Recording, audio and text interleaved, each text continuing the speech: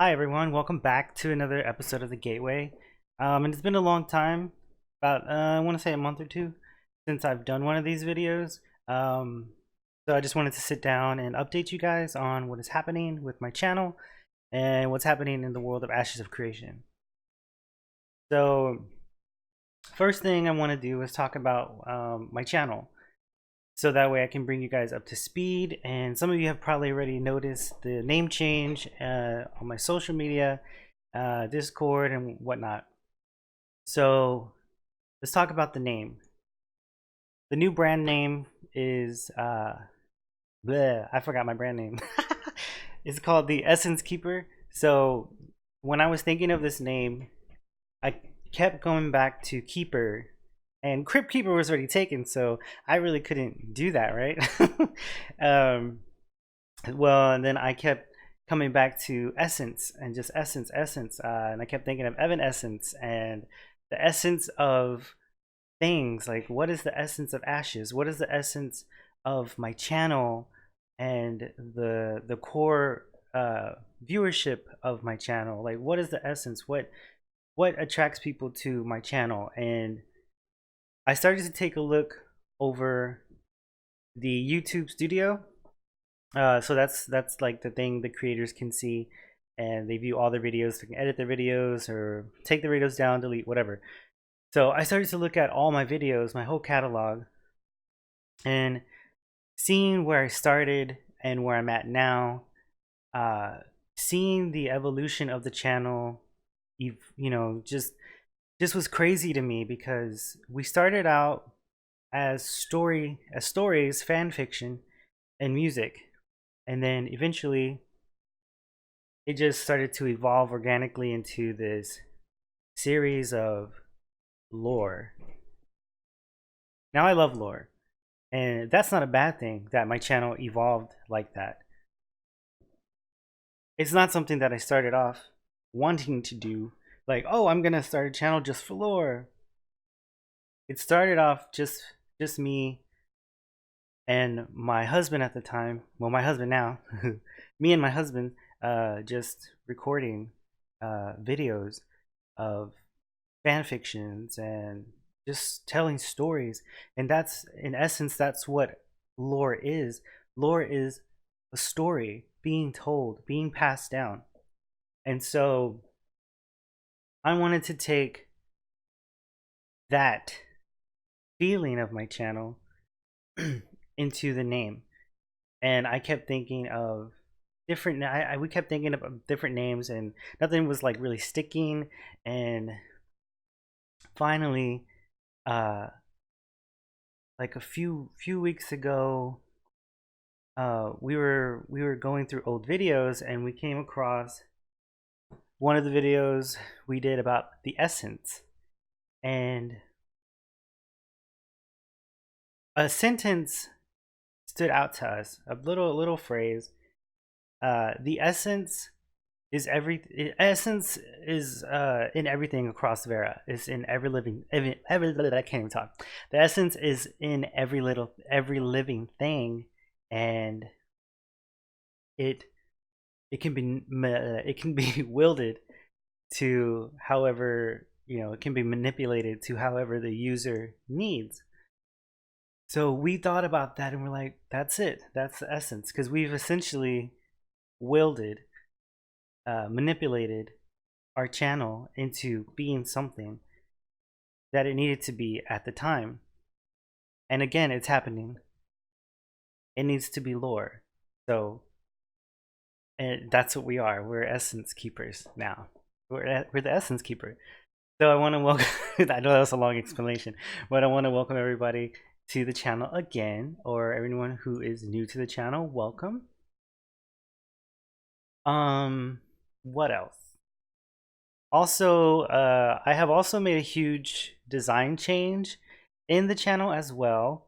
So going forward, um, most of the narrating will be done by myself or my husband, who in the beginning of the channel was one of the original narrators, because I'm very timid, and I had back then, like 2 years ago, I had really bad anxiety to the point where I couldn't even speak into a mic or into a headset because I was just crippled with social anxiety.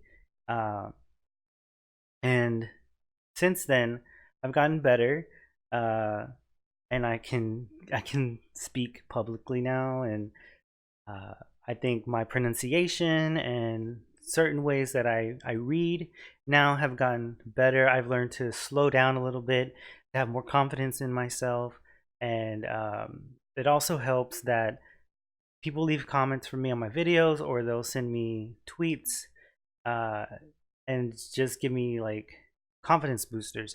And so I've taken all of that into consideration, and I've just kind of built myself up to do this, because that was one of my main hurdles. Was I wanted this channel to be my channel, for me to narrate everything, to read everything, to give out the information, to give out the news. And it's taken two years. Can you believe it? It's been 2 years. And it's taken 2 years for me to finally get that confidence within myself to actually do it. So I'm doing it. Another thing you're going to be noticing is that we do have a set schedule now. So Wednesdays and Fridays are going to be our release date for videos, and we might stray away from that every now and then, but that is the set schedule. Wednesday will be for Ashes stuff. Fridays will be for other lore stuff. We're going to be featuring other games on the channel as well. Games that we either have played, or we are playing, or we want to play. So currently, I'm going to be focusing a lot on Ashes, Elder Scrolls Online, because those are the two games that Ashes is one that I'm really want to play. And Elder Scrolls Online is one that I've been playing for going to be going on 6 years. So those are the two games I'm going to be focusing on a lot. And then some other game lore that we're going to be featuring are the upcoming Diablo game. We're going to try to feature some Terra Online lore, some Blade and Soul lore, just different games that we've played in the past. And we've stopped playing for several reasons, kind of like everyone else in the MMO community. But we've loved the stories and we've loved the characters, and it's just time that we go back and revisit that. Now that I've come to this place in my content creation where I'm more comfortable with myself and with my audience. So before I get into the Ashes stuff, with all the updates, I want to give a shout out to some creators. So the first one is going to be Sungfrog. If anybody is still unfamiliar with Sungfrog, he's a great guy. He started doing content creation, I want to say a couple of months back. He's pumping out videos left and right. Like, don't underestimate this guy. He's amazing. He has a good narrating voice. He's got a really nice humor to him, and he has one of the best, I say best, and funniest intro YouTube intros that I myself have heard in a long time. So I'm gonna play a little clip for you, and then you guys. Hi, welcome to my channel. In this channel, we talk all about the world of Ashes of Creation. We have speculation videos, developer diaries, Twitchcasts, artwork, and for you role players, the ever-popular Let's Learn series, where we learn all about the medieval world here on Earth and how it relates to Ashes of Creation. We also have webcomics, music, contests, and all kinds of other fun stuff. So come on in, make yourself at home, and let's have fun. That was stupid. All right, so that was Sunfrog. I also want to give a shout out to Granthor. Now, a lot of people won't be familiar with Granthor because He was an OG writer back in the early days of the forums for Ashes of Creation. If you haven't checked him out, go to ashesofcreation.com, go under the community creations tab, and his story right now that he's just pumping out is called Winter Comes to Verra.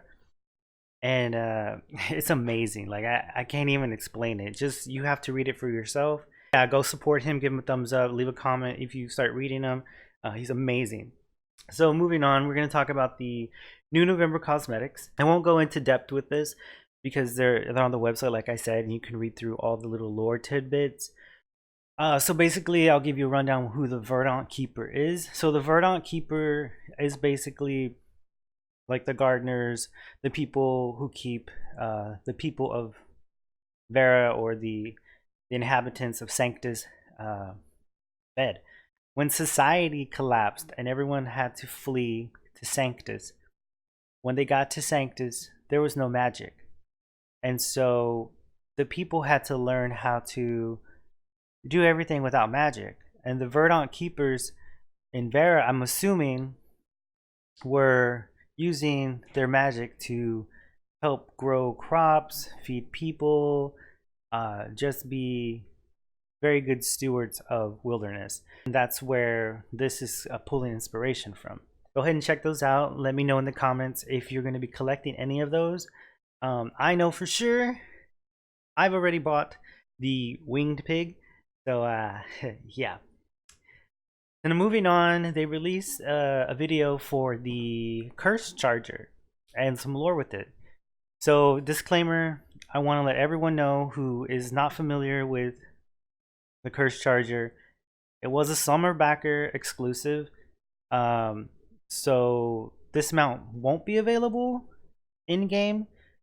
I'm pretty sure Intrepid has said in the past that none of those summer backer Kickstarter exclusive mounts were going to make an appearance again. But I don't know how true that statement is anymore. But yeah, if you were thinking of trying to get one of these mounts in the game, they might not be available. And I'm sorry. But I wish they would put a disclaimer on the video, under the video, somewhere that says this mount is no longer available through certain means or whatever, but might be available in the future, blah blah blah. You know, they need to put something in there for people who, I've seen it all over Twitter and Discord, who are confused about mounts. And like some of these videos they're putting out are mounts and pets that no one can get anymore. So there's that.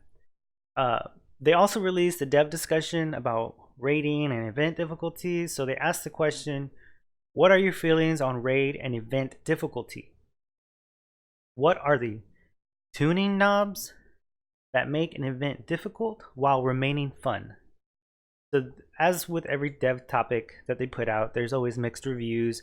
Some people negative, positive. You can read through those comments. Leave a comment under this video and let me know what kind of difficulty you want to see in raiding, or what don't you want to see. So for me, it would have to be dungeon and raiding content difficulty. Like, give the boss some mechanics that needs to be coordinated, or else, you know, everyone wipes. Or don't just increase boss HP, because that kind of takes the piss out of raiding. It's like, oh, this boss does the same thing over and over, but they just increase his HP for hard mode, and everyone's like, okay, so they're kind of just sitting there hitting like a wet noodle kind of thing. Adds like some puzzles or some difficult mechanics, you know, that everyone has to actually think about to beat a boss. I think raiding content in a lot of games now are kind of watered down, and they can pretty much be run with less people and you still get the maximum amount of gain from it. I don't think raiding should be that way. It should be that 1% or less of the population that can actually say, yeah, I've done that raid, or yeah, I clear that raid, um, because that's what makes this living, breathing world of Verra so like exciting. It's you have the different types of players and the spectrum that they fall on. So you have the very casual player who's on the one side of the spectrum, who all they care about is probably you know adventuring, mountain climbing, fishing, harvesting, playing The Sims with their freehold, and they would never, or maybe one day they would, but I'm just saying for an example, maybe they don't really have a need or don't have the time to raid, and they don't really care about having the best in-game gear. They just want to enjoy the game, the atmosphere, this world, and they want to try to, get everything they can out of their experience. So rating would be the last thing on their mind. Then you have the people in the middle who want to experience both worlds. They want to experience rating. They want to experience, just being very being casual, doing the things they want to do without having, so many constraints, or having someone tell them, "Oh, you have to do this." Um, and that's fine. And then you have the very end of the spectrum, where it's the hardcore group. You have the hardcore PvEers, you have the hardcore PvPers, and in order for them to efficiently do their job as PvPers, as raiders, as GVGers, as gankers, as whatever they do, they need the best gear. They need to make sure that they can clear that dungeon that has the materials, or has that piece of gear that they need in order to min max their builds. um and yeah, I think that content should just be for like the 1% or less of the player base, because in real life, it's, you have people who are kind of just going along the ride. They do the bare minimum, but they still enjoy life. They love who they are. They love their life. And then you have the people in the middle who want to still try to, be something, but also still want to, have a social life. And so they have to balance that. And then you have the hardcore people who are the millionaires, the billionaires, who, hustle and grind, and their end goal is to be the best, to be the richest, to be, the flashiest, whatever it is. That's always going to be how it is. That's just human nature. So I believe that Verra should reflect the human condition a bit. And doing so with raids and dungeons and stuff like that, it's a good balance, I think, at least, because then it gives people something to strive for, who maybe start off as very casual and just want to see what the world has to offer, and then start seeing, oh wait, hey, there's this stuff over here that I could have, or that I want. How do I get that? How do I get to that? So they have like this goal to get to. So that's a it's a good thing. I don't know how to describe it. I don't put that in words, but it's a good thing. Um, another another thing that needs to be completely gone, not with just uh, ashes, but with all MMOs, I think, is the paywall.